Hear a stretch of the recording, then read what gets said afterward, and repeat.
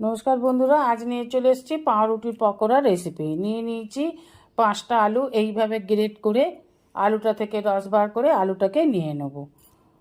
দেখুন, একটু রস নেই, এইভাবেই নিয়ে নিতে হবে আলুটাকে। একটি পাত্রে নিয়ে নেব পাউরুটিটাকেও জল থেকে ভালো করে চিপে নিয়ে তুলে নেব।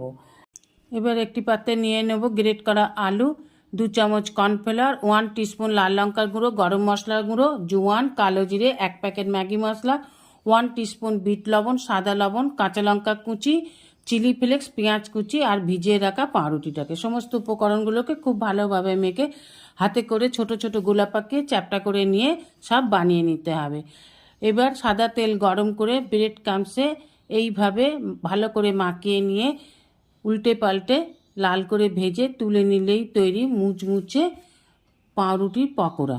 এবার গরম গরম পরিবেশন করুন কাসুন্দির সাথে।